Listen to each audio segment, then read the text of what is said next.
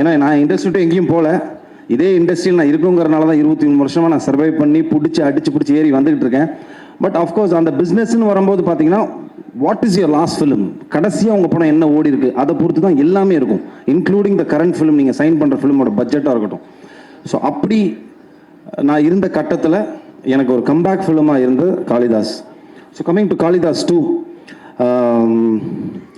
First of all இந்த படத்தை நாங்கள் ஆரம்பிக்கும் போது ஒரு காம்பேக்டாக ஒரு க்ரைம் த்ரில்லர் மாதிரி தான் ஆரம்பிக்கணும் அப்படின்னு ஆரம்பித்தோம். But it became a bigger film. இப்படி ஒரு பெரிய ஒரு படமாக மாறினதுக்கு முக்கிய காரணம் Senthil sir, thank you so much sir, and Narayanan sir, Narayanamurthy sir and Yogeswaran, இவங்க 3 பேருக்கு தான் நான் நன்றி சொல்லணும். எனக்குமே ஒரு நெகிழ்ச்சியான ஒரு தருணம். ஏன்னா ரீல்ஸில் தான் நிறைய ஆடியோ லான்ச்சஸ் நான் பார்த்துருக்கேன், நானும் பண்ணிட்டு தான் இருக்கேன் படங்கள். பட் நிறைய படங்களுக்கு எனக்கு ஆடியோ லான்ச் வந்தது கிடையாது. இது அவுட் ஆஃப் சிம்பத்திலலாம் சொல்லலை, இதுதான் ரியாலிட்டி. ஒரு ஸ்டேஜுக்கு மேலே நான் அதை எடுத்துக்கிட்டேன். நம்மளுக்கு ஒரு நல்ல தயாரிப்பாளர், நல்ல ஒரு பெரிய செட்டப்பில் அமைஞ்சால் மட்டும்தான் இதெல்லாம் அமையும் அப்படின்னு. அது எனக்கு இந்த படத்தில் அமைஞ்சிருக்கு. I think thank you so much sir.